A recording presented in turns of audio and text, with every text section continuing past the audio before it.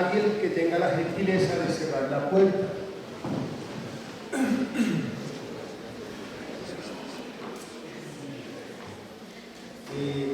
Nos acompaña hoy un personaje ilustre de la Academia de Ciencias en Cuba. Sí. Empecé bien, Pablo. Pablo, empecé bien. ¿Cómo? Si lo de ilustre no estoy muy seguro. Un personaje muy ilustre de la Academia de Ciencias en Cuba. Es doctor en ciencias, es doctor en filosofía de la Universidad de Leipzig en Alemania, es doctor honoris causa en educación en Perú, investigador emérito y vitalicio del Ministerio de Ciencia, Tecnología e Innovación en Colombia, es profesor emérito de la Universidad Central de las Villas en Cuba. El personaje que nos acompaña hoy se llama Pablo Guadarrama González, un gran amigo de esta casa académica, de este centro de formación. Ha dictado cursos y conferencias por el mundo entero, en España, en Estados Unidos, en China, en Japón, en Alemania. Y Pablo Guadarrama es un personaje que ha estudiado de una manera seria y profunda a Antón Makarenko como pedagogo y educador. Antón Makarenko, que ha irradiado no solamente la pedagogía y la educación en la antigua Unión Soviética, sino que ha irradiado su pensamiento en el mundo, particularmente en América Latina. Nosotros en esta cátedra de Historia de la Educación hemos abordado el tema de la educación socialista y el pensamiento de Antón Makarenko. Recuerdo, porque estuve presente, la conferencia del profesor Ricardo Sánchez para aproximarnos a la pedagogía y la educación de Antón Makarenko. Entonces, en la primera conferencia central de esta cátedra está con nosotros el doctor Pablo Guadarrama, y los dejo a ustedes con este importante colega. O sea, esa presentación no es solamente para mí, ¿de acuerdo? ¿Puedes quitarla entonces? Que quites la presentación esa. Yo no voy a presentar. ¿Ya? Sí. Sí, a ver, porque yo voy a... ¿Listo, Pablo? Ya.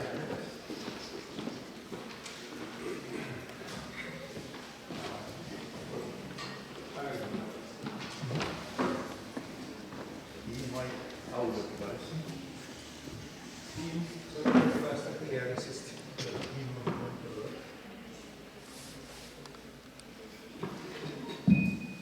¿Ya? Bien, buenos días. Ante todo, me place extraordinariamente volver a esta Universidad Distrital Francisco C. de Caldas, con la cual efectivamente me uní vínculos hace muchos años, cuando empecé a venir como profesor invitado aquí, en 94, 95 aproximadamente, y luego pues nos vinculamos incluso de una forma muy orgánica con algunos profesores que incluso hicieron doctorados en Cuba,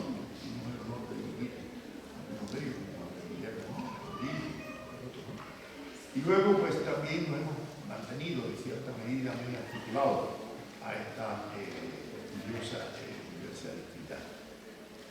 Me place mucho porque incluso conozco un poco el origen de esta universidad y la figura de Antonio García Nosa, que fue uno de los que promovió en los años 40, ¿no?, de que se hiciera una universidad para los sectores más humildes de la población, ¿no?, y promovió esta universidad. En el día de hoy me voy a referir a la influencia que ha tenido en la educación en Cuba y para el proyecto de educación socialista, ¿no?, en nuestro país. En primer lugar, hay que partir de criterios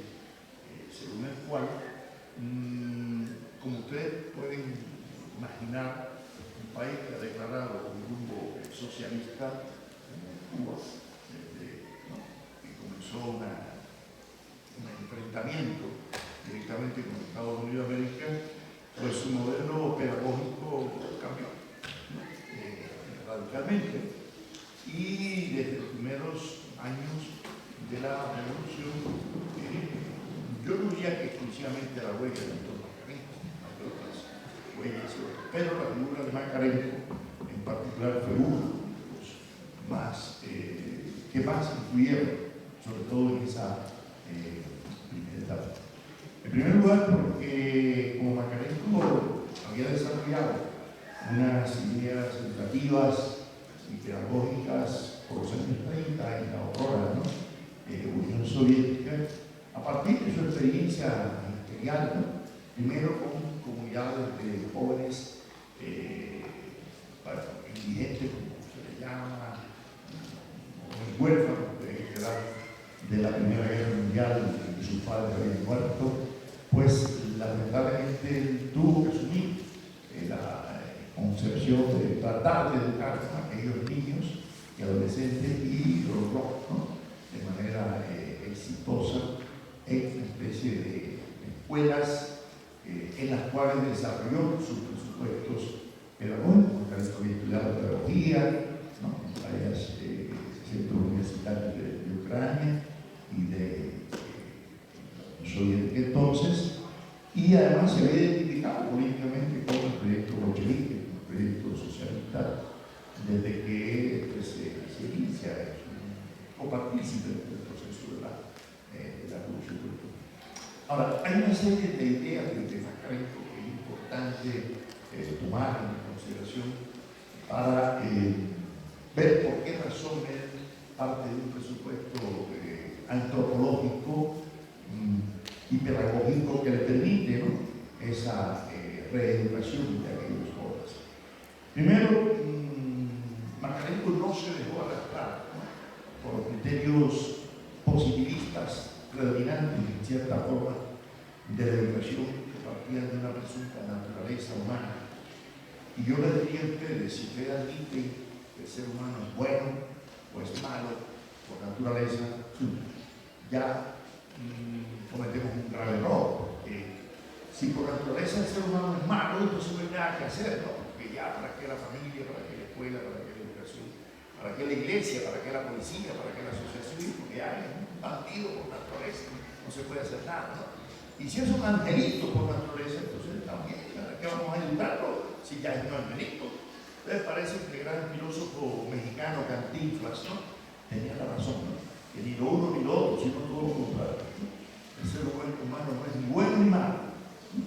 El ser humano es un ser humanizable, culturizable, educable, ¿no? Así. Y yo creo que ese presupuesto de que no existe una naturaleza humana, sino una condición humana, es un proyecto de investigación que hemos dirigido durante algunos años como oficio de la UNESCO. En la medida en que vemos esa contradictoria existencia del ser humano, ¿no?, en que hay factores naturales, claro, pero hay otros societales que desempeñan su papel. Y eso yo creo que tiene que haber imbuido mucho en el pensamiento de Mascarenko para dedicarse, ¿no?, a tratar de educar a aquellos jóvenes delincuentes en aquellas comunas, llamaban escuelas comunales, Maxim Gorky, el nombre del gran escritor soviético de la época también, que lo ofreció, ¿no?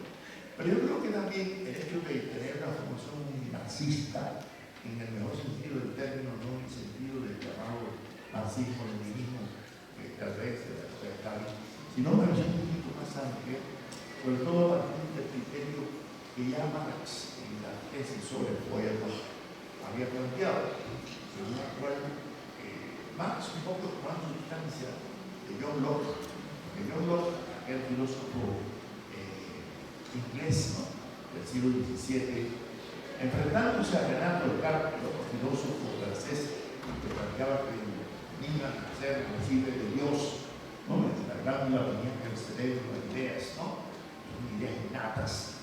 Pero Locke se opuso a ese criterio, ¿no?, ese criterio racionalista, idealista, según el cual las ideas vienen de Dios y vienen a nuestro cerebro y entonces echan a andar las ideas. Locke dijo que no, el libro Marcelo es una hoja limpia, una tabla rasa en latín, ¿no? En la cual se van escribiendo en esa hoja limpia las experiencias que van conformando su vida. Esa concepción un poco simplista, sensualista, que viene de Aristóteles. Aristóteles decía que el conocimiento es como la huella que deja un anillo en la cera. Es una cosa muy contemplativa, muy pasiva. O sea, como si el sujeto fuera. Y que pedagógicamente hemos arrastrado durante muchos siglos lo que Paulo Freire llamaría como educación bancaria, ¿no? Que es que al estudiante hay que embutirlo, ¿no? de información.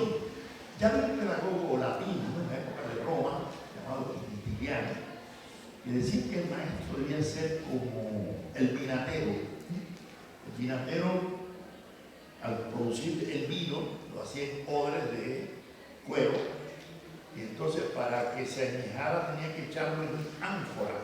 Saben que las ánforas tienen un cuello muy estrecho, ¿no? Entonces decía Quintiliano que el maestro es como el vinatero, que tiene que coger el vino de la ánfora, del odre, y tratar de que el chorrito no se le salga del cuello de la ánfora. Y tiene que, para ir llenando la ánfora. Entonces, esa visión bancaria, diríamos hoy con Freire, de que el alumno, incluso la palabra alumno es el que no tiene luz. Así, es una concepción pedagógica muy lamentable, porque entonces nosotros los profesores somos los iluminados, ¿no? Y ustedes los pobres oscuros, ¿no? Esa es una concepción que ya desde hace tiempo está, como decimos en mi tierra, mandada a recoger, porque es absurda, ¿no? Y más bien, tal vez un poco Sócrates tendría más razón, ¿no?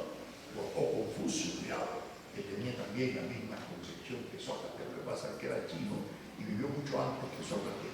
Yo cuando estudié filosofía en la Universidad de La Habana, un día me encontré un libro que decía Confucio es una especie de Sócrates chino.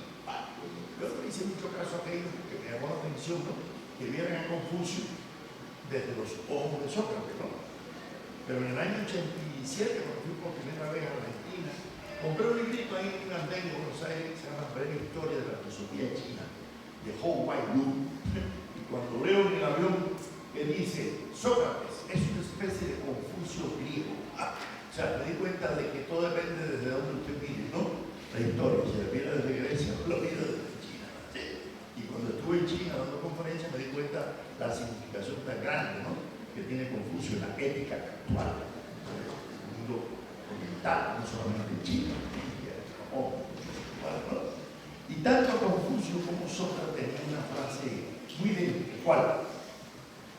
Que el mejor maestro es el que reconoce la superioridad potencial de sus discípulos y contribuye a desarrollar. ¿Qué quiere decir eso?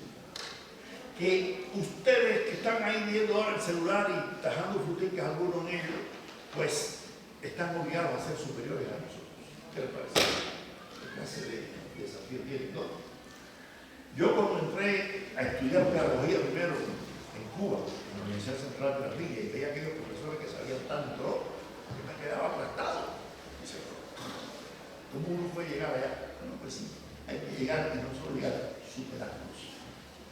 Y superar lo que dicen los libros. Y superar toda la información existente, porque si ustedes, las nuevas generaciones, no nos superan a nosotros, entonces la humanidad, en vez de evolucionar, involuciona, ¿no? En vez de desarrollarse, retrasará. Entonces, ¿qué clase de desafío más grande tenemos con ustedes? No, para tratar de que nos critiquen y que nos superen. Y yo creo que esa concepción de que la educación debe ser un proceso de crítica y superación fue la misma que Sócrates le decía a sus discípulos que lo primero que tiene que hacer el profesor, ¿no?, es al estudiante demostrarle su ignorancia sobre un tema. Y cuando él tome conciencia de su ignorancia, después el maestro decirle que también es tan ignorante como el estudiante, que los dos son ignorantes, ¿no? y que por lo tanto entre los dos deben construir en la mayéutica el conocimiento.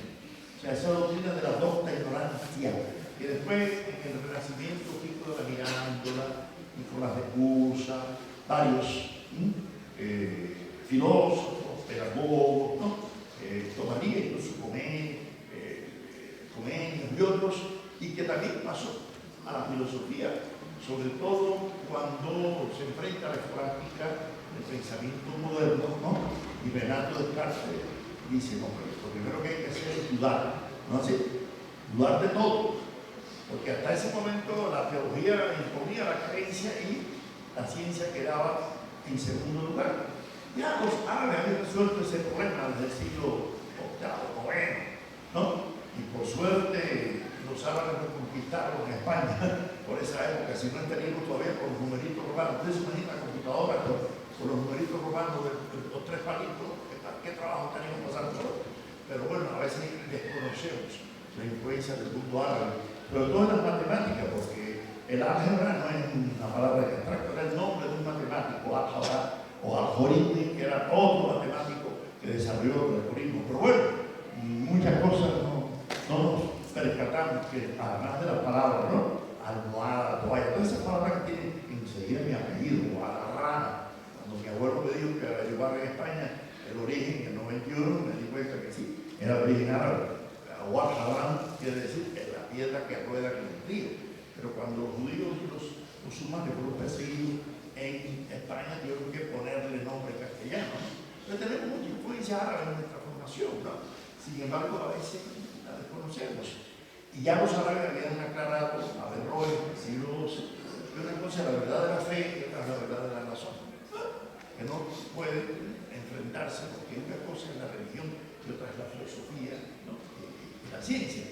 Pero bueno, aclaro esto porque cuando Renato Descartes dice que hay que dudar de todo, por la razón, no por la fe es otra cosa, él puso de la creyente, ¿no? Ahí no hay problema.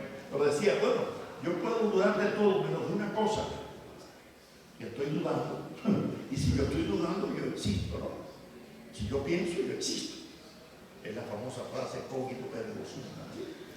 Yo soy profesor aquí en la Universidad Nacional, en la maestría y doctorado en ciencia política, y a cada rato veo en la Plaza Che Guevara un grafiti que pinta a los estudiantes y después lo borran alguien y después lo vuelven a poner y se llama, y ponen los estudiantes, pienso, luego estoy en peligro de dejar de existir. ¿Por qué? Porque en algunos lugares pensar es un poquito peligroso. No así, porque pensar es dudar, pensar es cuestionarse, es criticar los poderes, ¿no? Existentes. Y toda la pedagogía y la filosofía moderna se basa en ese racionalismo crítico que decía Karl Popper, de dudar de todo, cuestionárselo todo, ¿no? Y yo creo que a la universidad se viene a aprender a dudar, no a creer. Vamos a la misa del domingo, ¿no? Aquí se viene a dudar, a criticar, a cuestionar, ¿no? Y yo creo que desde que la filosofía moderna se desarrolla y el pensamiento de grandes pedagogos se desarrolla, hay una crítica a los sistemas escolásticos memorísticos, ¿no? Y yo creo que lo que Makarenko hace, en el caso de la Unión Soviética, es, ¿no? Enfrentarse a esa enseñanza escolástica también, ¿no? Pero ahí hay que agregar un componente ideológico, y no solamente pedagógico. Bueno, están haciendo una sociedad nueva, socialista soviética, y Makarenko quiere desarrollar una pedagogía que no reproduzca los esquemas pragmatistas, individualistas que genera la sociedad capitalista, ¿no es así? Y por eso es que Makarenko le va a dar tanta importancia al colectivo, ¿sí? Al colectivo y a la función del colectivo en la educación, ¿no? De las nuevas generaciones. No para aniquilar la individualidad, como a veces se ha criticado, ¿no? Pensando que no, que la educación socialista aplasta la individualidad, la libertad. Eso es falso totalmente. Al contrario, al contrario, es en una educación socialista concebida como la concibió Makarenko y por eso tiene tanta aceptación en Cuba. Pero en Cuba tiene aceptación por otras razones. ¿Cuál? Y es que Cuba tenía también su tradición filosófico y pedagógica educativa desde el siglo XIX. porque desde finales del siglo XVIII, principios del siglo XIX, tuvimos unos sacerdotes, como Francisco, Peltarela, José Luis Caballero, José Lucio, incluso algunos de ellos habían estudiado en Alemania, con Hegel y demás, ¿no? Pero que desarrollaron un pensamiento educativo crítico. Por eso Luis Caballero decía, instruir puede cualquiera, pero educar no. Para educar hay que ser un evangelio vivo, porque la educación es más integral que la simple, ¿no?, instrucción. Y cuando José Martí, este héroe nacional de Cuba, que no solamente fue el prócer de la independencia, sino un educador, que además ejerció la cátedra docente, profesores en México, en Guatemala, había estudiado filosofía, letras y derecho en Zaragoza, insistía en lo siguiente: todo hombre al nacer tiene el derecho a que se le eduque y luego, en pago, el deber de contribuir a la educación de los demás. Y esa idea de José Martí, permanente en el proceso educativo cubano, se va a radicalizar después del triunfo de la Revolución de enero de 1959, porque antes de la revolución la educación en Cuba era primero privada en muchas partes, no había una educación pública. Universidades había solamente 3, había otras universidades privadas que se aprovechaban incluso en el momento que se cerraron las públicas en huelga por estudiantes enfrentarse a la dictadura de Fulgencio Batista. Entonces la universidad privada trataba de aprovechar esa circunstancia para captar a aquellos que tenían plata para pagar, ¿no?, los títulos y salir rápido, ¿no?, títulos no muy acreditados académicamente. Pero como José Martí nos enseñó también algo que va a estar muy permanente, y yo estoy casi seguro que Macarenco no conocía el pensamiento de José Martí, pero hay confluencia, porque Macarenco le da mucha importancia al tema del trabajo, ¿no?, junto a la educación. O sea, no solamente la instrucción, no solamente el conocimiento teórico, no solamente el conocimiento de las ciencias naturales y sociales, sino también la actividad productiva, la actividad, ¿no?, de cooperación, ¿no?, y hay unión, ¿no?, entre los que están en una coeducación, incluso con sus respectivos profesores. Y como Martí tenía también el criterio de que en una escuela, junto a la pluma debe estar un asadón, pues esa idea de que los niños, incluso en la escuela primaria, deben tener un jardín, no solamente donde salir a jugar y a reposar, sino también a sembrar plantas, a sembrar flores allí. Y esa idea estuvo presente en Cuba incluso antes de la revolución. Yo voy a cumplir ya aproximadamente mis primeros 74 años dentro de un mes, ¿no? Cuba decimos que estamos cumpliendo los primeros 60 porque estamos aspirando a tener 120 años. Ya en Cuba, la ciudad, el país que tiene un flujo de equidad. Pero como estudiante de la revolución de la primaria en Cuba, yo me acuerdo que estudié en la escuela primaria vinculada a la escuela normalista y nos llevaban a sembrar plantas, ¿no? Yo recuerdo que siempre una matica de café allí en el jardín, que todavía paso, por supuesto que desapareció, pero se me quedó grabado aquello con el sembrario, que yo no había nacido en el campo, en un barrio obrero marginal de Santa Clara. Siempre tuve la intención, ¿no?, de sembrar. Cuando regresé a Alemania, de hacer mi primer doctorado en Leipzig, tenía, afortunadamente, me habían dado una casa con el sindicato de la universidad en una zona también medio rural, y ahí me dediqué a la hortaliza y a sembrar, además, junto con mi actividad docente, que nunca la abandoné. Pues yo creo que es importante que esa idea martiana en Macarenco también tiene otra connotación. Y Macarenco, cuando recibe a aquellos niños, lo primero que hace es crear una especie de educación para el trabajo, y en el trabajo con la idea de estimular la solidaridad también, ¿no?, la ayuda mutua, ¿no?, entre todos.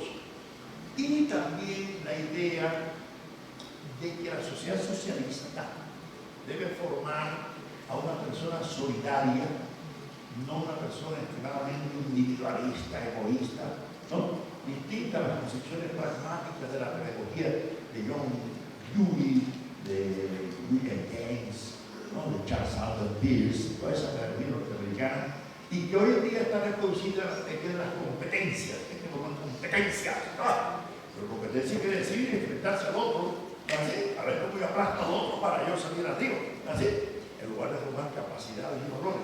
Pero bueno, como estamos en presencia de un neoliberalismo que dice Bernie Anderson ha triunfado ideológicamente, pero no económica ni socialmente. Y lo estamos viendo hoy en día, sobre todo en América Latina, ¿no? Después de la caída de la Unión Soviética, que se pensaba que se iba a entrar en la retórica sociedad liberal, miren lo que sucedió. Y por eso Viviane Forrester, esta socióloga francesa, escribió en el año 92 un libro que se llama El horror económico. Decía, prepárense que lo que viene es el neoliberalismo, la selva de sálvese el que pueda, enfrentar el egoísmo de uno apartando a los demás. Y esa es la educación que estimula esas tecnologías, esas competencias, en que además llega al absurdo de pensar que no hacen falta ni maestros, es decir, que vamos a quedar todos desempleados, porque con una buena computadora, esto es lo que dice Alfred Toffler en su libro El Shock del Futuro, La Tercera Hora, ¿no? Y otros además, con todo el tecnologismo hiperbolizado de que no hace falta. Es como pensar que tampoco van a hacer falta los médicos. Y yo lo digo porque tengo un hijo médico aquí en Colombia y otro en Cuba. Y entonces le digo, imagínense ustedes que ahora no haga falta ir al médico, porque ya se mete ahí que tengo la hemoglobina en tanto y tengo tanto triglicéridos, entonces ya la receta, vete a tu casa. ¿Será así? O hace falta, como decía mi mamá, que pasa descanse el ojo clínico del médico, ¿no? La visión holística, ¿no? Integral, ¿no? Del enfermo, ¿no? Así. Entonces, conclusión, que Makarenko coincide con la idea de que hay que formar, ¿no? Al individuo de manera integral, y es coincidencia con aquella tesis cuando Marx critica a Locke, que ha hiperbolizado el papel de la circunstancia, ¿no? De la hoja en limpio que le influye. Y Marx en una de las tesis dice: la teoría que plantea que el hombre es un producto de las circunstancias olvida que las circunstancias son humanamente modificables por el hombre. Claro, hombre en el sentido de ser humano, no la mujer, y que el propio educador necesita ser educado. ¿Qué quiere decir? No quiere decir el lado activo del sujeto que Marx ya había perdido el Kant, ¿no? El sujeto no es simplemente alguien que recibe información. El sujeto es alguien que genera información y conocimiento. Y que el conocimiento debe ser eso, ¿no? Un proceso de enseñanza-aprendizaje en que a veces los profesores aprendemos más en la clase que los propios estudiantes.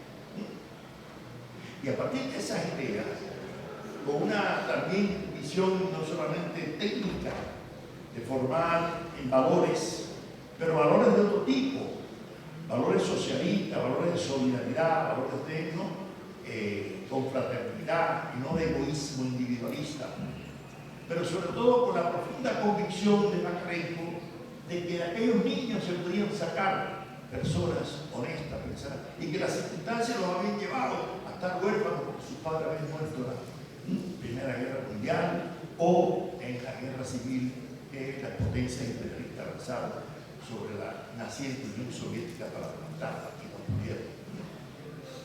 Muchos de esos niños resultarían después ingenieros, profesionales, altos oficiales del ejército, ¿no? Como la historia, ¿no? Demostraría.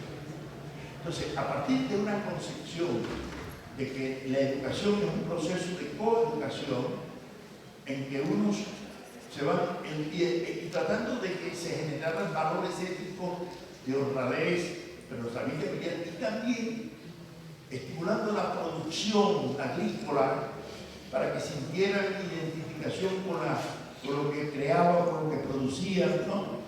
Y que se sintieran también codueños, ¿no? De una propiedad social Macarenko plantea la idea de la generación de un hombre nuevo en el socialismo. Por supuesto que eso va a coincidir también con algunos filósofos como Antonio Gramsci, aquel marxista italiano que dijo el socialismo no puede ser solamente el incremento de la producción o de la productividad del trabajo, como ya había planteado Lenin, sino la creación de una nueva cultura. Si no hay una nueva cultura, no puede haber socialismo. Y el Che Guevara, y yo tuve la oportunidad de que el Che nos despidiera cuando fui alfabetizador. Yo alfabeticé a los 11 años 5 campesinos en Cuba, en el año 61. Campesinos que cuando cogían el lápiz, era como si lo cogieran como un asadón, ¿no? No sabían coger el lápiz, ¿no? Y después de un año terminaron escribiendo una carta. Ahí descubrí yo mi vocación, que era lo mismo. Por eso cuando me dieron una beca para hacer medicina, no la acepté. Acepté y estudiar a un pedagógico para formarme como profesor de secundaria de historia.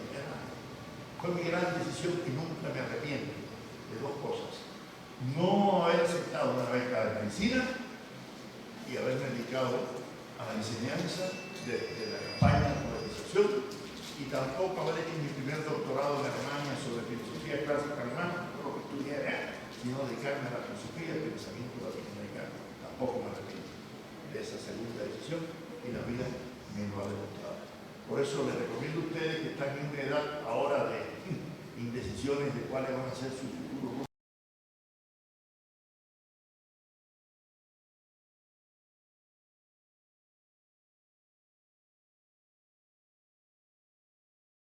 Le van a orientar, ¿no?, su vida profesional, no solamente en la labor de la docencia, sino también hace parte de la ciencia. Porque la ciencia sin docencia y sin conciencia no va a ningún lado. Y ustedes tienen una responsabilidad de formar nuevas generaciones, ¿no?, de niños, adolescentes y jóvenes para el futuro de este país. Quién sabe si también latitudes, no solamente. Por eso vuelvo a retomar el tema. El Che, que nos explicó allá en el año 61, en Varadero, cuando nos preparamos para aprender a manejar la cartilla, enseñar a leer y a escribir los campesinos, mientras caían las bombas de Playa Girón o Bahía de Cochino, cuando los gringos trataron de restablecer el capitalismo en Cuba, pero el pueblo cubano dijo: no, no queremos capitalismo, y derrotaron en las arenas de Playa Girón a los mercenarios, ¿no?, que habían sido pagados por el gobierno de John F. Kennedy, y destrozada, ¿no?, aquella situación, cosa que no nos van a perdonar nunca los gringos, ¿no?, porque Cuba siempre es un mal ejemplo para los poderes imperiales. Digo poderes imperiales y gobiernos norteamericanos, no el pueblo norteamericano. Una cosa es el pueblo norteamericano. En estos momentos están pidiendo muchos senadores que se elimine el bloqueo injusto contra Cuba, y otra cosa son los gobernantes norteamericanos.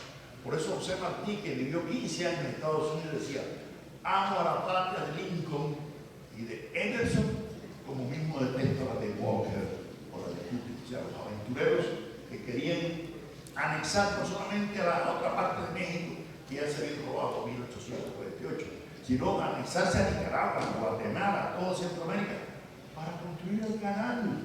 Pero no por Panamá, el canal por Nicaragua, por el lago Managua, con el río San Juan, que era más fácil de hacerlo por el Panamá. Ya eso del siglo XIX, los gringos. Y por eso Simón Bolívar había dicho mucho antes: los Estados Unidos de América están destinados por la providencia a plagar de miseria a los pueblos de América del Sur en nombre de la libertad. Así dijo Simón Bolívar. Y lamentablemente, así fue. Lo peor es que no ha sido solamente América, solo ha sido Irak, Afganistán, no así, Siria, Vietnam, ¿no?, se han metido en todas partes y hemos salido en algunos lugares, como dicen ustedes, como perros en misa. ¿Así? Bueno, de manera que el pensamiento pedagógico, fíjense bien, de Macarenko articuló muy bien con la tradición del pensamiento cubano.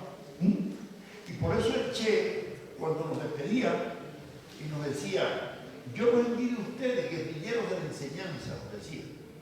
Ustedes se van a enfrentar no a hombres ignorantes como yo tuve que enfrentar a soldados ignorantes que eran utilizados por la dictadura para enfrentarse a su propio pueblo. Ustedes se van a enfrentar a la ignorancia, al analfabetismo que hacía que aquellos soldados analfabetos no utilizaran sus armas contra su propio pueblo. Por lo tanto, la labor de ustedes va a ser más digna que la mía, nos dijo el Che. Guerrilleros de la enseñanza, guerrilleros de la cultura, así nos dijo. Y por supuesto salimos ahí nosotros incluidos, pero el Che ya desde esa época decía: si el socialismo es para llenarle más de frijoles el estómago los obreros, no cuenten conmigo. Porque el Che decía: el socialismo tiene que ser estar un hombre nuevo, valores nuevos, una sociedad digna, ¿entiendes?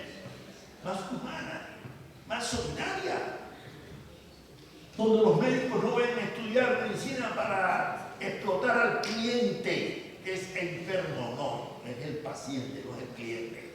Y por eso la educación y la salud en Cuba son gratuitas totalmente, desde preuniversitario hasta el doctorado, es gratuita, ¿no? Totalmente. Y la salud es totalmente gratuita en Cuba, desde una simple cirugía hasta un trasplante de corazón. No, porque se tiene otra concepción del ser humano, ¿no?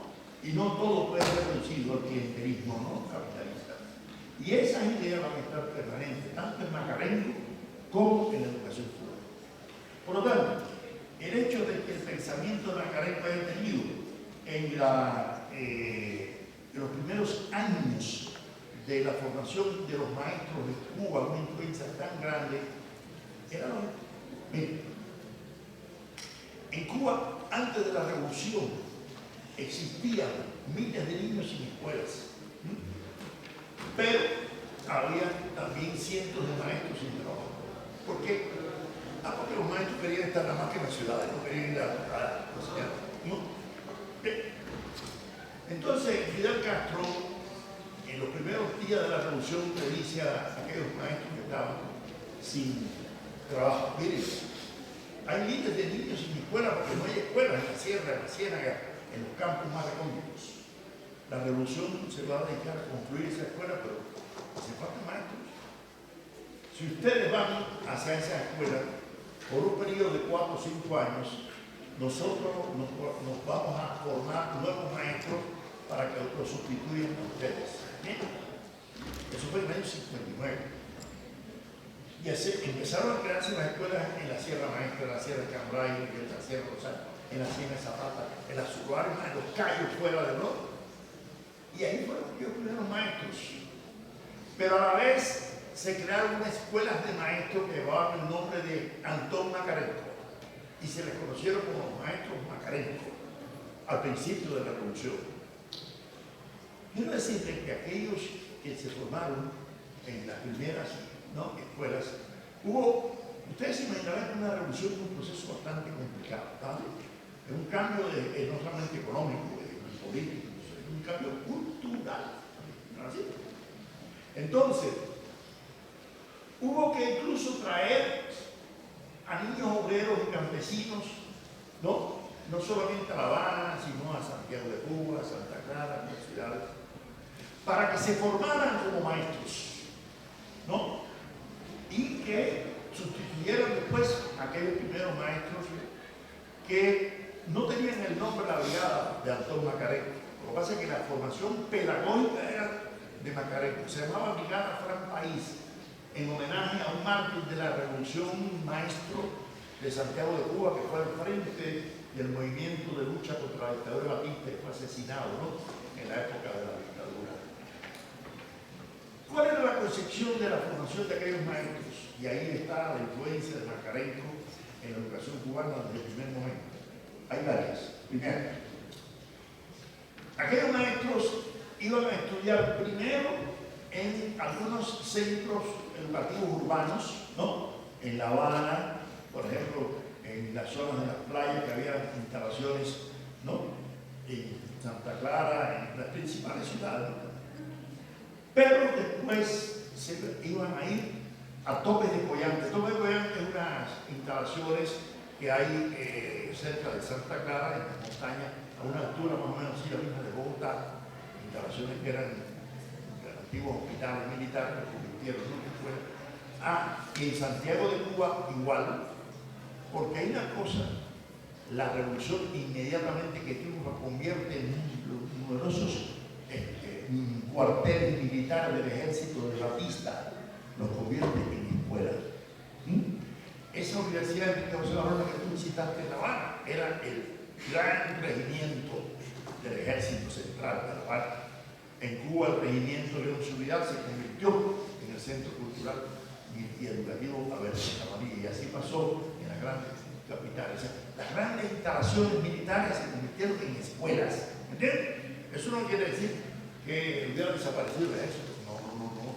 Es que la concepción del ejército en Cuba cambió y fue el ejército de todo el pueblo a crear milicias, ¿no?, obreras y campesinas para defender la revolución. Y eso fue lo que defendieron a la revolución en las arenas del Valle de Girón, ¿no?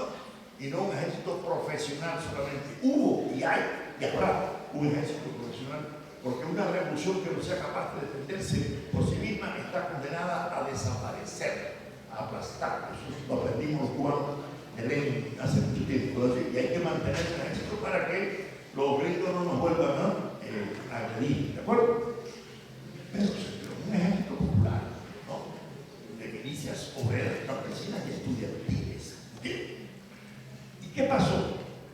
Se crearon aquellas escuelas que ya no eran las escuelas normales, tradicionales, que existieron hasta antes de la revolución, sino con otra concepción.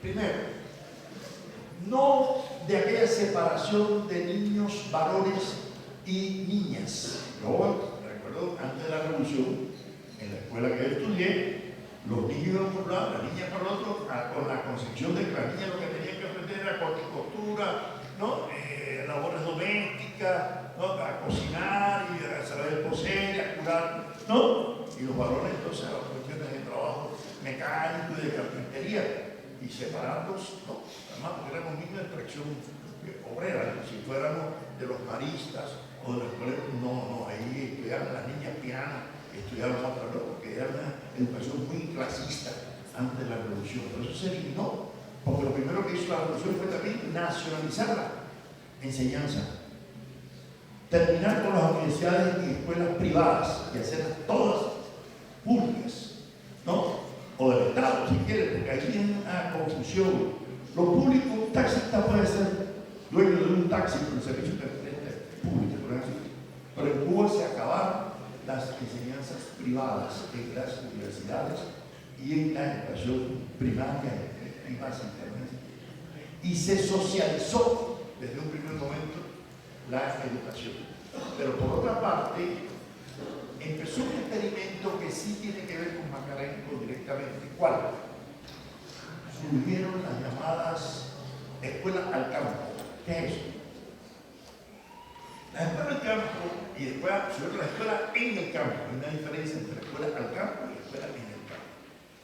La escuela al campo surgió ya cuando a los estudiantes de secundaria básica, o sea, en Cuba la educación es primaria de primero a sexto grado, ¿no? Hay un preescolar antes del primer grado, así, que antes se llamaba kindergarten, ahora es preescolar, bueno. Y hay hasta sexto grado en la primaria. Séptimo, octavo, noveno es secundaria básica. Noveno, décimo y 11 es preuniversitario, ¿no?, o bachillerato. Después, enseñanza universitaria. O sea, hay un año más que muchos países latinoamericanos. Bueno. ¿Qué se creó? Una jornada productiva de 6 semanas en el campo, en que los estudiantes de secundaria fueran a labores agrícolas, a granjas agrícolas, a trabajar ahí con campesinos durante un periodo aproximadamente de 6 semanas, con su maestro, con sus auxiliares educativos, ¿no?, que se instalaban allí en casas rústicas, casas de tabaco, de las que se usan normalmente para sacar el tabaco, o en lugares acondicionados, pero con condiciones rústicas, no hoteles, ¿no?, pero con la idea de vincularnos, ¿no?, a la producción agrícola.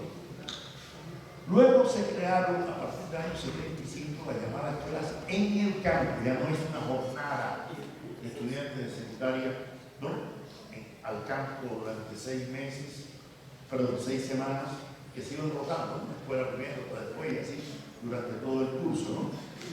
Sino que se concibió escuelas en el campo, alrededor de las ciudades, se construyeron grandes edificaciones con todas las instalaciones necesarias, no solamente de bibliotecas y de aulas o laboratorios, sino hasta con oficinas, ¿no? Algunas de ellas. Pero para que los estudiantes en una jornada, en la mañana, trabajaran en el campo y en la tarde trabajaran, recibieran clases o al revés, ¿no? Esa experiencia, lógicamente, está bajo la influencia de la idea también de Macarenco, pero también de la idea de José Martí, de vincular la pluma, ¿no? Con el asador. Esa es otra vía. Pero a la vez, Macarenco tenía una idea que siempre la desarrolló mucho, que había que formar integralmente, como se dice integralmente, culturalmente, ¿no? Y para eso eran necesarias las actividades deportivas, las actividades, ¿no? De teatro, de música, de danza, ¿no? Así, de otras actividades recreativas, ¿no? Que estimularan la vinculación y la interdependencia también entre aquellos niños que han sido en su mayoría delincuentes, obligados casi, ¿no? Por la situación precaria que existía en la Unión Soviética en aquellos años. Si tienen oportunidad de ver una película que se llama, como hay una canción aquí que se llama El Camino de la Vida, ¿no? Hay una película que se llama El Camino de la Vida, que fue filmada en el año 31 en la Unión Soviética. Macarenco vivía, porque Macarenco muere en el 39, y van a ver la experiencia que se lleva esa película soviética hecha en la época del realismo socialista en el arte, lógicamente, ¿no? Pero es esa comuna de esos niños bandidos, delincuentes, y cómo termina, ¿no? La formación, ¿no? de aquella. Esa es la experiencia de Macarenco llevada al cine en aquella época, ¿no? Soviética, aparte de que en Netflix, en YouTube hay infinidad de documentales sobre la personalidad de Macarenco, porque quiero decirle algo.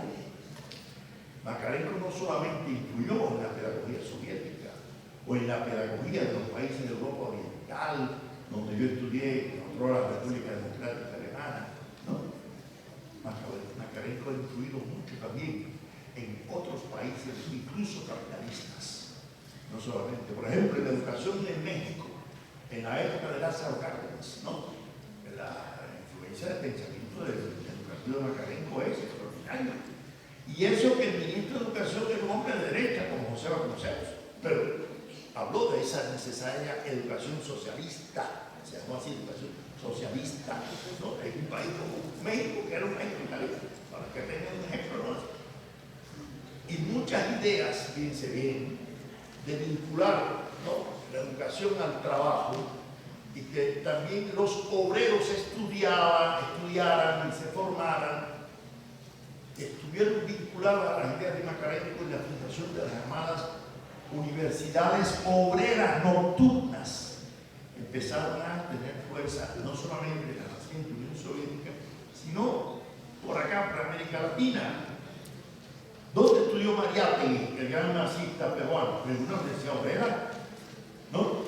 ¿Dónde Julio Antonio Mella, también el líder juvenil nazista cubano, desarrolló su cátedra en la Universidad Obrera Popular? Y se crearon universidades obreras en México, en varios países, en los años 20, los años 30, para que los obreros pudieran estudiar por la noche, ¿no? Y eso tiene que ver también con la concepción educativa que se va a desarrollar en Cuba desde el principio de la revolución. En Cuba se hace una campaña de alfabetización que termina en diciembre del 61, fue reconocida por la UNESCO y por todas las instituciones como la primera gran campaña, que además desarrolló un método que aún se utiliza y que se llama pedagógicamente Yo Sí Puedo, así se llama, en que se trata de que la gente pueda aprender del analfabeto, estudiar. Y le voy a decir algo, no hay que ir muy lejos. Boyacá, aquí, aplicó, y vinieron un maestro cubano, no así, a enseñar los métodos para enfrentarse al analfabetismo aquí, en este país. Y así de esa forma se ha desarrollado en África, en Asia, porque es multilingüe también en sus métodos pedagógicos, ¿no? De formación, que fueron ensayados desde la campaña de alfabetización del año 61 cuando nosotros éramos asediados por bandas contrarrevolucionarias que nos asesinaron a compañeros nuestros como Corrado Benítez y Manuel Apunce, los compañeros nuestros de 11, 12, 13 años, ahorcados por alambre público, porque se decía que nosotros íbamos a enseñar el comunismo a los campesinos. ¿Qué rayo comunismo sabía yo cuando tenía 11 o 12 años? A ver, ¿no? Pero les voy a decir algo. La educación en Cuba no terminó ahí con la campaña de alfabetización. Inmediatamente se crearon las facultades obrero-campesinas. ¿Para qué? Para que los recién alfabetizados obreros campesinos, si querían seguir estudiando, hicieron entonces la escuela primaria completa y la secundaria por lo menos hasta el 9º grado. Porque en Cuba se estableció la enseñanza obligatoria hasta el 9º grado. ¿Qué le parece? Obligatoria hasta el 9º grado. Ya después pero para trabajar, para tener al menos el 9º grado. ¿Así? Y les cuento, mi madre, una obrera tabacalera que apenas sabía leer y escribir, una campesina, y mi padre, un obrero tabacalero que apenas había terminado el 3º grado al triunfo de la revolución, matriculado la facultad obrero-campesina. Y yo les tuve que ayudar a hacer las tareas de matemática y de español, ¿no? Hasta que terminaron el 9º grado, ¿no? Recuerdo con su libretica cuando iba a terminar su jornada de trabajo, 2 horas todos los días, ¿no? A la escuela. ¿Ah? Y se logró que el nivel educativo de la clase obrera se elevara. Es decir, un fenómeno interesante que hay que tomar en cuenta en el caso de Cuba. La clase obrera tabacalera cubana era la más políticamente culta, aunque muchos eran analfabetos. ¿Ustedes saben por qué? Porque en Cuba, desde el siglo XVIII, el obrero tabacalero, el trabajo del tabaco es muy sencillo. Mi madre era desparilladora, o sea, la que le quita la hierba del centro la hoja de tabaco y se la plancha con la mano aquí sobre el muslo. Cuando tiene algo, se envuelve en unas hojas húmedas ¿no? Y mi padre era torcedor. Torcedor es el que coge la hoja después, ¿no? Y hace el tabaco. Eso es un trabajo muy silencioso. Y en una fábrica puede haber así como aquí 100, 200, 300 trabajadores y lo único que se siente es la chaveta, es decir, la cuchilla que corta la hoja. Y eso no es bueno. Y por eso los tabacaleros empezaron a contratar lectores de tabaquería desde el siglo XVIII. La tabaquería cubana contrataba a obreros a un lector para que le leyera novelas, para que le leyera el periódico. ¿Qué le parece? Y por eso la clase obrera tabacalera era la más culta y la más políticamente formada, a diferencia del obrero azucarero. Porque el azucarero o está cortando caña, que imagínense ahí quién va a estar, ¿no? O en una fábrica con el ruido, ¿no? De una fábrica tampoco. Y esa razón dio lugar a que los grandes líderes obreros fueran tabacaleros. Y que la cultura política de los tabacaleros fuera grande. Yo por eso no debe extrañar que mi madre se uniera al movimiento revolucionario de Fidel Castro y cayó presa en la dictadura de Batista y tuvo que llevarle la comida a la cárcel en varias ocasiones porque la querían envenenar, ¿no? Lógicamente, ¿no? Entonces, esto es un factor importante para el proceso de socialización de la educación cubana que se expande porque después viene otro proceso. Bueno, una vez que los maestros primarios se habían formado, pero en el año 64 no se habían terminado de formar, y entonces el ministro de Educación, Armando Hartauer, visitó a los 3 pedagógicos que había en Cuba, el Arona de La Habana, el Varela de Santa Clara y el José Martí de Santiago de Cuba. Yo estudiaba en Santa Clara, en el Varela. Y nos dijo el ministro de Educación: mire, jóvenes, ya habíamos terminado el primer año de pedagogía, nada más, primero. No tenemos maestros para sustituir a los brigadistas Rafa y en montaña. Necesitamos que ustedes la práctica docente la hagan en las montañas este año para que terminemos de formar, ¿no? A los maestros que van a sustituir en 5 años. Y ahí lo fuimos, en el año 65. más de, éramos como 400 estudiantes, no tantos, ¿no? De mi universidad, de Caravana, a la montaña. Yo trabajé con el multígrado por primera vez. Yo tenía estudiantes primero, segundo, tercero, cuarto, quinto y sexto grado. Tenía que mantenerlo, ¿no?, atentos todo el día, ¿no? Así. Tuve un alumno que tenía 18 años terminando el sexto grado. Había peleado con el y yo tenía 15 nada más. Para ustedes vean qué fenómeno se dan en las revoluciones, ¿verdad? ¿Sí? Cosas que no pasan normalmente en procesos educativos normales. Pero a esto se une otro factor. ¿Cuál? En el año 62 se produce una reforma universitaria en Cuba. Esa reforma universitaria en que primero se eliminaron una serie de factores que limitaban el acceso de algunos profesores, porque la universidad cubana antes de la revolución era muy elitista. Tan elitista que era racista. Ustedes no se sorprendan si yo les digo que en mi pueblo, en Santa Clara, el parque estaba dividido para negros y para blancos. Y hablando del año 59, no estoy hablando de Sudáfrica en el apartheid. Yo era un niño de 10 años y mis amigos negros, cuando íbamos al cine, tenían que coger por un camino y yo por el otro. ¿Ven? Y por eso Fidel Castro lo que hizo primero fue nombrar un gobernador negro, el comandante Juan Almeida, que había peleado en la sierra, ¿no?, en Santa Clara. Y fue el primero que rompió aquel parque, hizo un parque unido. ¿Ven? Cuando a Che Guevara le dan el doctorado en pedagogía en nuestra Universidad Central de la Villa, busca el discurso que dice: la universidad tiene que pintarse de negro, de campesino, de obrero. Porque la universidad anteriormente era muy elitista. Mire, yo cuando era niño que pasaba por frente de la universidad, mi padre me decía: no mire país, porque hay que tener mucha plata para entrar. Eso era antes de la revolución. Y después, gracias a la revolución, no solamente pude estudiar ahí, sino llegar a ser profesor titular y emérito hoy, no, de esa universidad y académico titular de la Academia de Ciencias de Cuba. Gracias a ese proceso revolucionario, pero también gracias a mi esfuerzo individual, porque la revolución no te lo da todo, te da las posibilidades. Tú puedes explotarlas o puedes dedicarte a trabajar tu terror en el celular también, si quieres. No así, hay quienes no aprovechan las oportunidades y ahí esa es la realidad.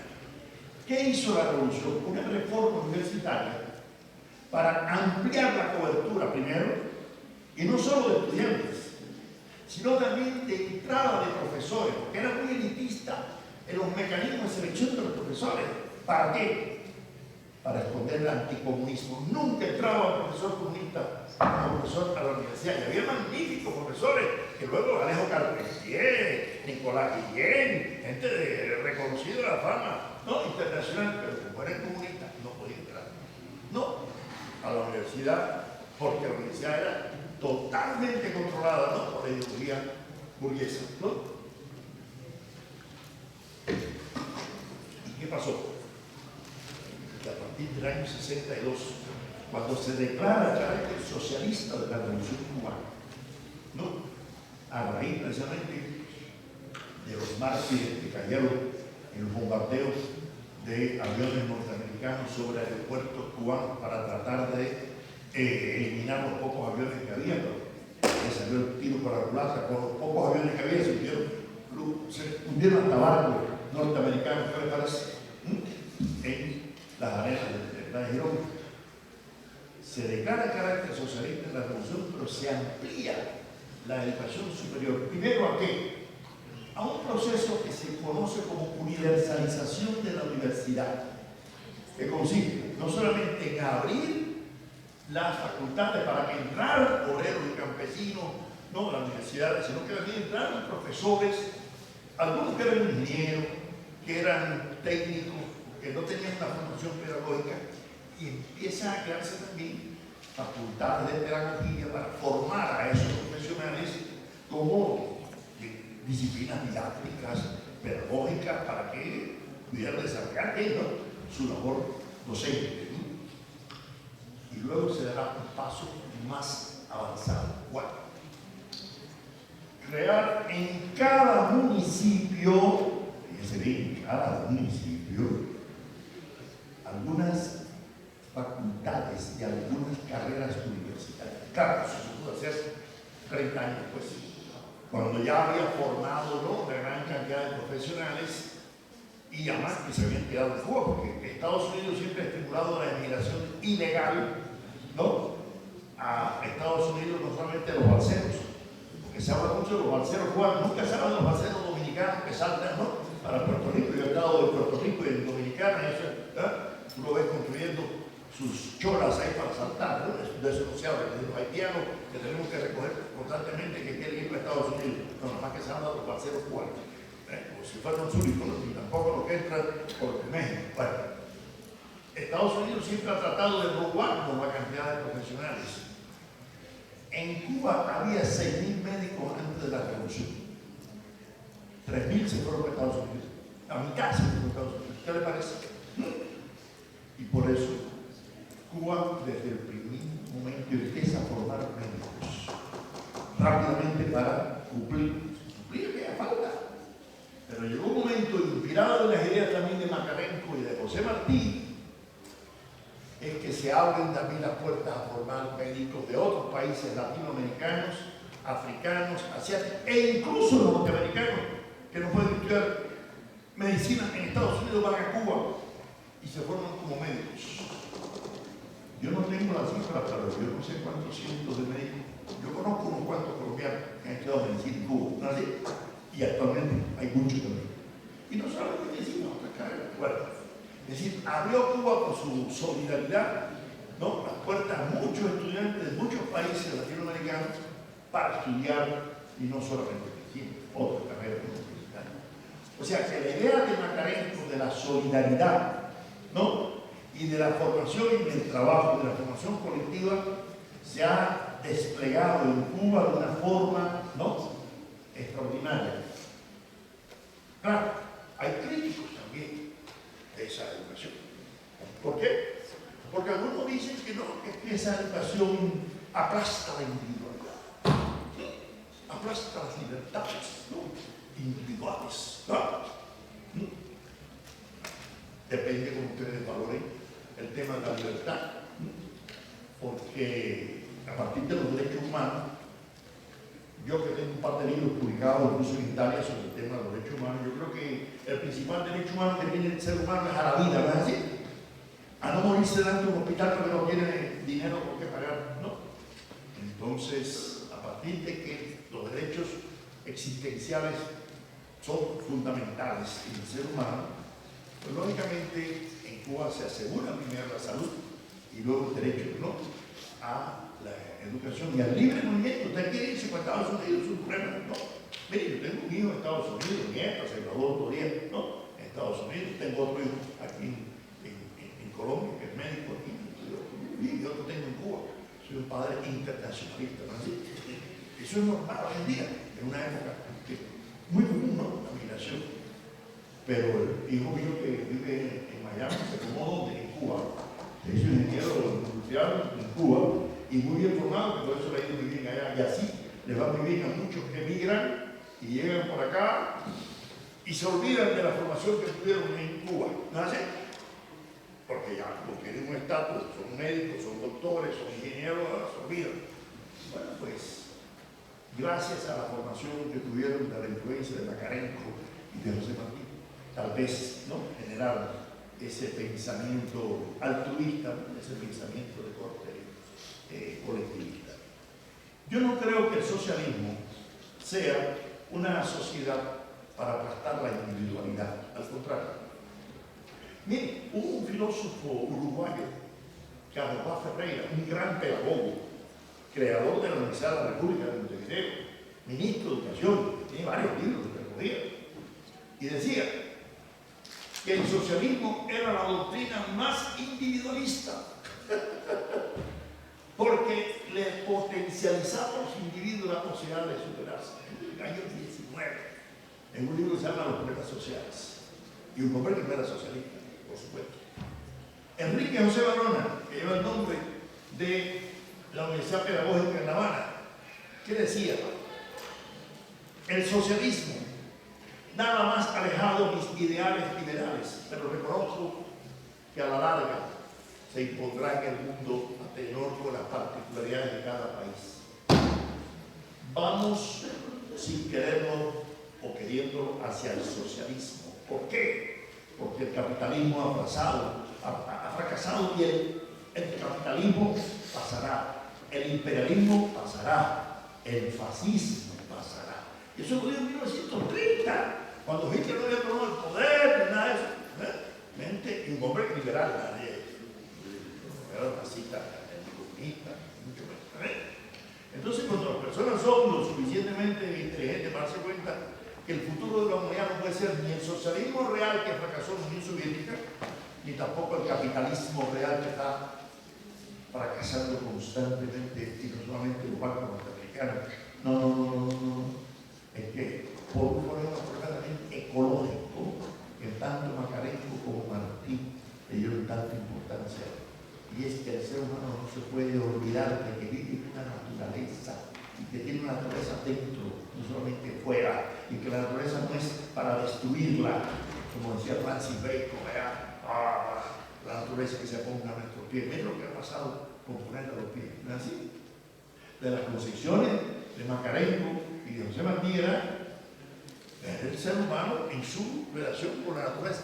Y eso Marx ya lo había planteado en un manifiesto económico y filosófico de 1844.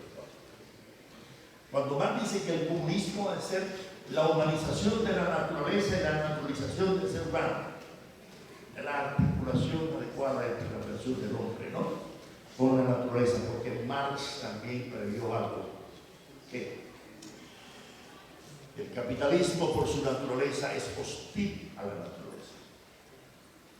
Quiero decir que antes de entrar aquí, le comentaba una anécdota al amigo Fernando. Hace unos 20 años di yo una conferencia en este mismo auditorio sobre Carlos Marx, con el profesor Ildefonso Sánchez, que yo creo que ya se mencionó. Y fue el día que Carlos Pizarro luego me visitó en la Universidad de Pizarro. Y fue el día que la policía entró con gases lacrimógenos y lanzaron una bomba de gas lacrimógeno que cayó aquí abajo. No sé por qué. Se llenó este auditorio que no estaba tan bonito como ahora, ni las paredes tan, no, como ahora. Era la universidad un poco distinta en aquella época, ¿no? Y recuerdo que Ildefonso dio un grito, habían cortado la luz, y dijo: esta conferencia no se suspende, se pospone para el próximo jueves, sobre Marx, ¿no? Y yo para el otro jueves vine escéptico pensando que no iba a venir nadie a la conferencia de Marx, que se había suspendido por la situación, y se volvió a llenar el auditorio de los jóvenes interesados en conocer el pensamiento de Carlos Marx, que no es solamente el ideólogo del comunismo como alguna piensa, no, sino lo que dijo Raymond Aron, el sociólogo de derecha más importante en Francia en los años 80, cuando en la UNED hicieron hacerle el homenaje a Marx, dijeron: vamos a hablar con Michel Foucault. Y alguien dijo: no, Foucault es demasiado marxista, no, tiene que ser alguien de derecha, porque para que hable bien, para que sea objetivo, tiene que ser de derecha, ¿no? Bueno, pues buscaron a Raymond Aron, un hombre de derecha, y llegó, ahí está el video en internet. Y el primer día, en 1983, 6 años antes que cayera la Unión Soviética, no estamos hablando después de la caída del socialismo soviético, dijo Aron: yo no vengo a hablar del ideólogo del comunismo fracasado, yo claro su cultura política, ¿no? Yo vengo a hablar del más grande científico social que ha dado la humanidad hasta ahora y que nadie lo ha superado, que se llamó Carlos Marx. Como todo el mundo, como dijo es un hombre de derecha, se lo creyeron, ¿no? Y Marx, que tenía una concepción de la articulación del ser humano con la naturaleza y que era posible crear una sociedad más humana que el capitalismo, lógicamente dejó una huella muy fuerte, y no solamente en Macarenko, en Chulkovsky, en otros pedagogos, ¿no?, soviéticos que tuvieron tanta significación en Cuba. Pero si Cuba no hubiera tenido, fíjense que, una tradición pedagógica y educativa como la tuvo, ¿no?, desde el siglo XIX, con grandes pedagogos, entre ellos Arona, ¿sí?, difícilmente, y quiero decirle algo, no podemos pensar que la educación cubana tiene un blanco y negro antes de la revolución y después de la revolución. No, señor, hay grises. ¿Por qué? Porque si un mérito tuvo la educación cubana antes de la revolución fue mantener vivo el pensamiento de José Martí. Los atacantes estudiantes del cuartel Moncada contra la dictadura Batista en 1953, ninguno era marxista, leninista ni comunista. Todos eran jóvenes martianos, profundamente imbuidos del pensamiento de José Martí. Por eso a veces las ideas, como decía Martí, trincheras de ideas van delante de trincheras de piedra. Y Martí, que tenía dos grandes paradigmas en su formación, uno era Bolívar y otro era Jesucristo, por muy creyente que era Martí, como masón igual que Bolívar. Martí decía, en la cruz murió el hombre en un día, pero se ha de aprender a morir en la cruz por el hombre y para el hombre, todos los días. Y esa vocación altruista, humanista, el humanismo práctico, como he dicho, tomando la idea de Marx, se va a mantener en la educación cubana. Lo que pasa es que con la revolución se le da una potencialidad social que no tenía la educación tan elitista, tan cerrada antes de la revolución, ¿no? De manera que ese experimento social que se está dando hoy en Cuba, ayer se produjeron elecciones de los diputados de la Asamblea Nacional, ¿no? Yo me reí esta mañana viendo las noticias como tergiversan la información. Por el único partido que se puede votar es por el Partido Comunista, dicen aquí la emisora y la radio.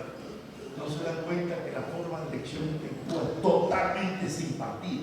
No se eligen por partido, porque no hay esa lucha, ¿no? Hay que aprender de Maquiavelo, aquel iluso filósofo político que decía que como el hombre es malo por naturaleza, y olvida primero la muerte de su padre que la pérdida de sus bienes, solamente en la República, cuando el príncipe no quiera ser elegido, es que hablan de la democracia, porque no significará ningún beneficio para su público, así decía Maquiavelo. Y en Cuba sucede eso, que no son candidatos propuestos ni por el partido, sino por los barrios, por los sectores populares. Y lo mismo puede ser elegido de cualquier religión, o un transvesti, o un barrendero, como hay que son diputados de la Asamblea Nacional.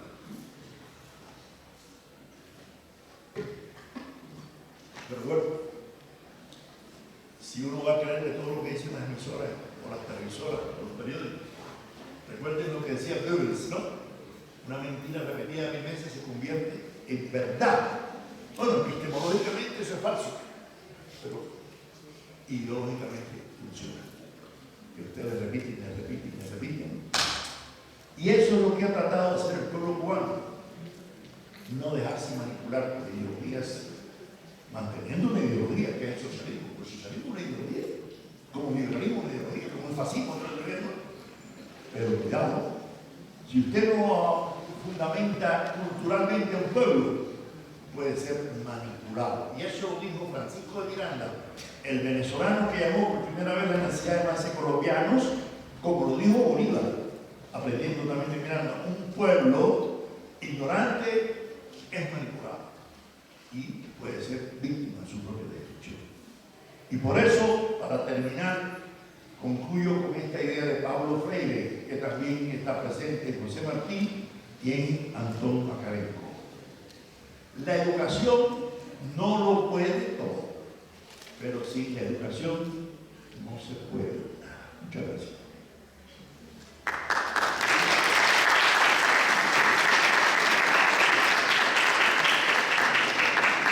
Ahora tiene usted la palabra para protestar, intervenir, preguntar, cuestionar, añadir. Tenemos tiempo, así que escucho.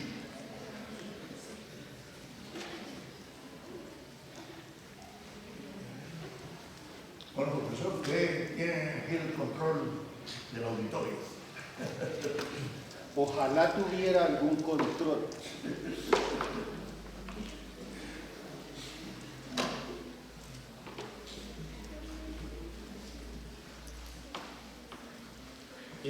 Gracias al profesor Pablo por esa magistral conferencia sobre la influencia de Antón Macarenco en la educación cubana, pero no solamente de la influencia en Cuba, sino cómo a través del pensamiento de Paulo Freire está presente Antón Macarenko, está presente José Carlos Mariátegui, está presente José Martí. De manera que lo que yo les digo, estudiantes, profesores, es esto. Ustedes son ya estudiantes de avanzadísimos semestres, de diferentes carreras, futuros educadores. Creo que debieran hacer preguntas, tener sospechas, tener dudas, críticas acerca de lo que ha sido la conferencia del maestro Pablo Guadarrama.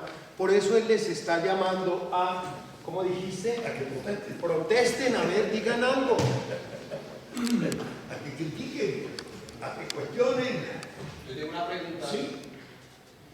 Y es, buenos días. Buenos días. Buenos días. ¿Cuál es su opinión sobre la situación actual en Cuba y cuál es la explicación al inconformismo que presentan, o digamos el inconformismo que ha llegado hasta nuestros oídos y hasta nuestro conocimiento? Porque claramente pues yo nunca he viajado a Cuba, nunca he estado allá, pero lo que conozco es,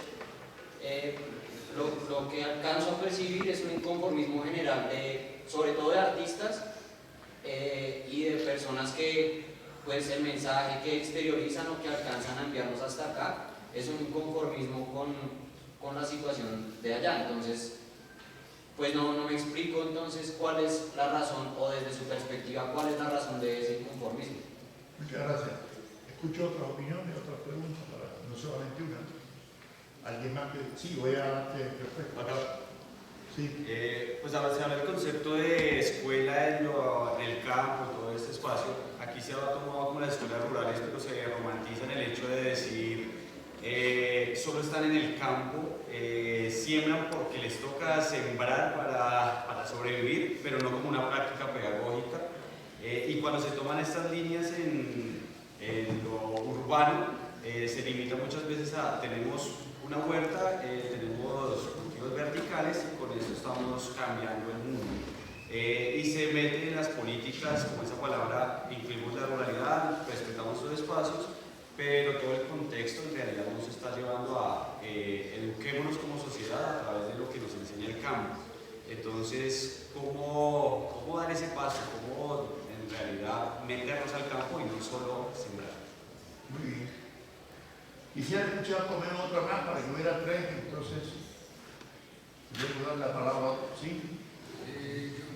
Profesor, usted en el libro acerca de José Martí y el humanismo en América Latina dice que el proyecto humanista y la desalienación son proyectos históricos inacabados. Evidentemente podríamos decir, o yo podría decir que, bueno, le hago esa pregunta, ¿es el socialismo también un proyecto histórico inacabado? ¿Y hacia dónde vamos y si estamos en las condiciones socioculturales, políticas y económicas para que el socialismo se pueda desarrollar en este momento? Si va en declive o si hay alguna posibilidad de que el socialismo sea un proyecto acabado, por lo menos más firme, por decirlo así. Muchas gracias. Bueno, voy a dar respuesta a los tres. Bueno, primero, con relación a tu preocupación. Yo te voy a dar una opinión personal, por supuesto, que no es la verdad, porque yo digo en mis conferencias de epistemología que la ciencia es la única verdad absoluta que existe, que la verdad absoluta no existe para la ciencia, ¿no? Y para la filosofía mucho menos, para la religión sí, es otra dimensión. Ahora, todo depende también de la perspectiva. Yo creo que tú has sido muy honesto en tu intervención al decir lo que nos llega, la información, lo que tengo, lo que me dicen, ¿no es así? Lo que, ¿no? Y que no has estado en Cuba. Es decir, yo primero creo que una valoración sobre un país implica conocer un poco distintas percepciones. Quiero decir algo. Yo por la mañana cuando me levanto, aparte de que veo mis primeros 5 correos, tengo correos, incluso vengo aquí en la Universidad Digital, pero soy profesor aquí del doctorado de Estudios Sociales de esta Universidad Digital.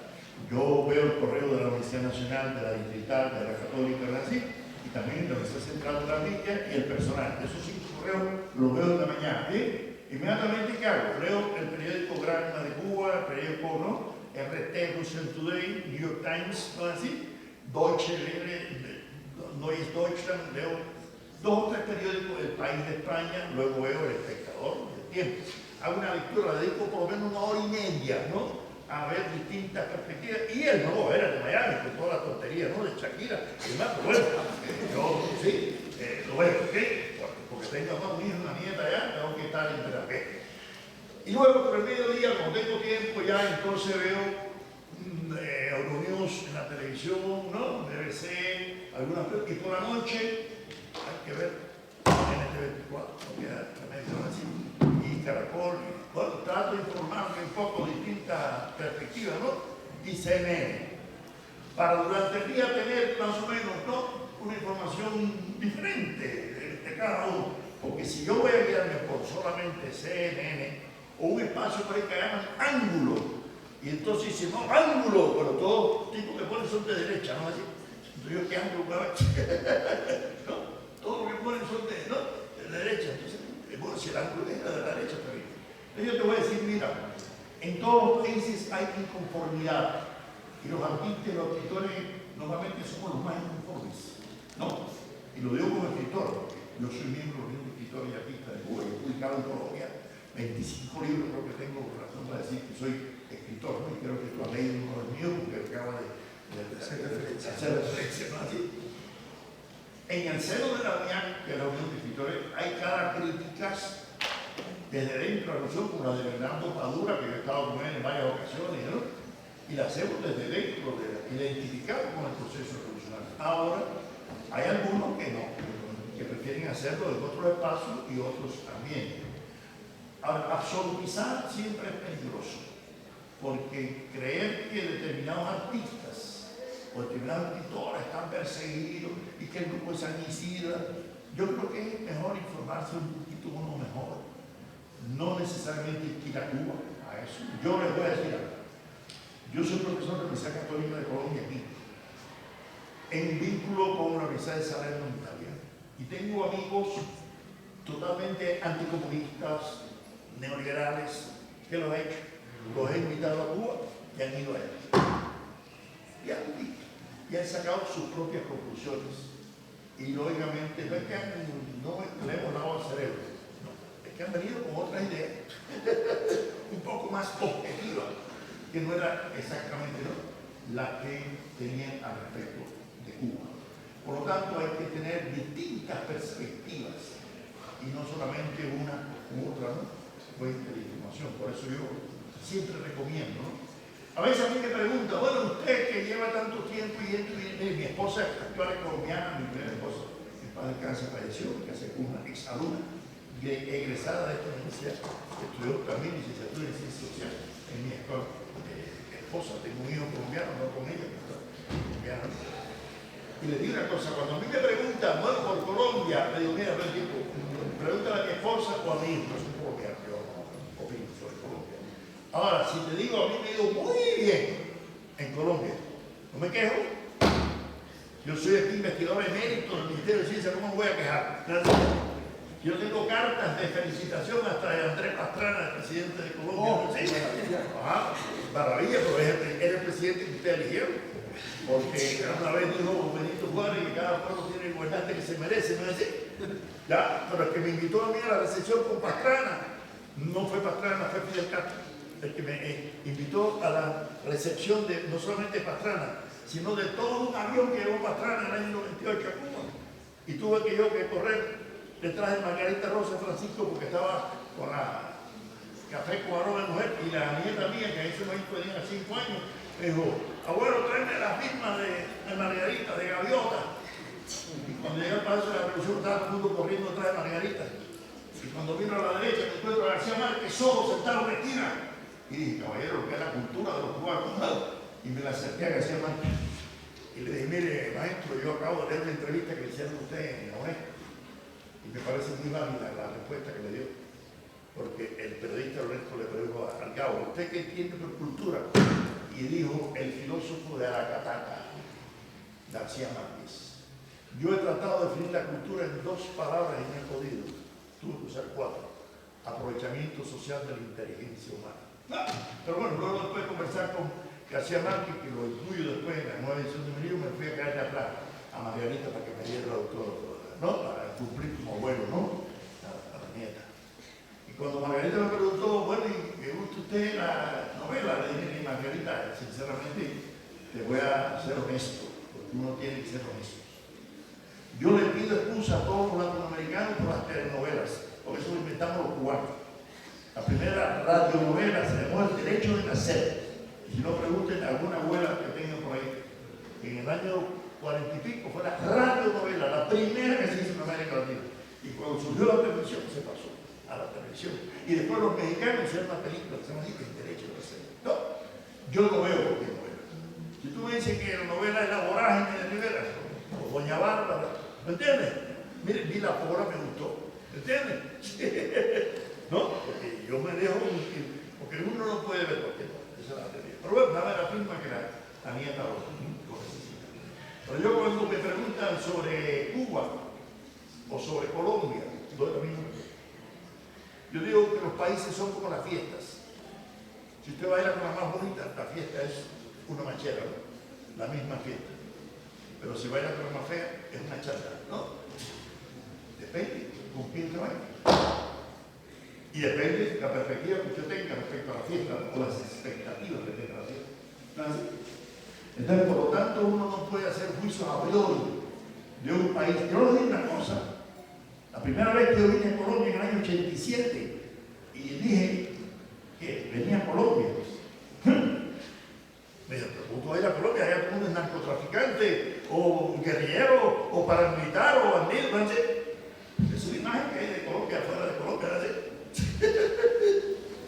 Y yo vine para acá temblando, entonces, calmar, había que temblar, porque acá explotaba una bomba aquí donde quiera, ¿no? Y me explotaron algunas cerca, como aquella de Nazi, no aquel otro. Pero después llegué a la conclusión de que no era lo que decían fuera. De Colombia, ¿no? Y he tenido que defender a Colombia ante algunos colombianos fuera de Colombia, ¿qué les parece? Colombianos hablando mal de Colombia. En España, recuerdo. ¿Me entiendes? Depende de cómo tú vives la fiesta. Esa es la primera. Segundo, con relación al tema de la formación de educación rural. Yo no creo que el problema es que simplemente por sembrar 4 maticas se cambie ya la concepción, ¿no? Yo lo que creo que la concepción de Macarenco, igual que la de Martín, igual que la de Freire, igual que el plan de Pedagogo y Mariátegui, es formar a una persona en el trabajo, pero en la concepción del trabajo, y no necesariamente el trabajo rural, pues el trabajo también, el trabajo, ¿no? De servicio. Pero lo importante es la formación de una responsabilidad social, ¿no? Que puede ser de servicio, no puede ser necesariamente productiva o agrícola, ¿no? Y establecer también un vínculo afectivo con la naturaleza. Un poco vibró las ideas de Macarenco y de Martín, eso era el vínculo afectivo con la naturaleza. No ver la naturaleza como algo que hay que explotar, que hay que, ¿no?, destruir, aprovecharse de ella. Esa para mí es lo más importante, ¿no? Y yo creo que si la escuela colombiana, latinoamericana, estimula esa actitud ante la naturaleza, ya bien sea por el trabajo agrícola, ya bien sea por el trabajo fabril, por el trabajo de servicio social en general, yo creo que lo permite. Y la tercera pregunta, efectivamente, yo planteo que el humanismo y la alienación son factores históricos que han existido en toda la humanidad desde la antigüedad y no han desaparecido ni van a desaparecer. ¿Por qué? Porque la alienación no es un fenómeno natural, es un fenómeno societal. Y aunque se den formas de superación contra alienantes, como lo intenta la escuela de Frankfurt Marcuse, cuando habla, por ejemplo, del hombre unidimensional, suerte que Marcuse no vio los celulares ahora, pero Marcuse cuando llegó a Estados Unidos vio que los hombres se estaban corriendo y matando por el automóvil Ford, ¿no?, que estaba de moda. Dijo, esta sociedad está condenada a desaparecer porque aquí a los hombres se les valora por el año de fabricación y la marca del automóvil, y las mujeres de la lavadora. ¿Sí? Y ahora algunos aquí quieren valorar a las personas por el celular que chicanea, ¿no? Que si es la última marca, si es, ¿no? Eso se llama Verdichtung, lo llamó Hegel. Cosificación. Medir a las personas, ¿sí?, por las cosas o por el lugar donde vive. Esa es otra cosa, ¿no? Cuando yo le digo a mucha gente que yo vivo en el sur, ¿cómo usted va a vivir en el sur? Ah, no, porque para hacerte caché que vive en el norte, ¿no? Y yo, no, espérate, yo tengo un hijo que vive allá en la 160 y pico, ¿no? Yo conozco muchos que viven en el sur y viven tan aburridos que hasta se suicidan, ¿no?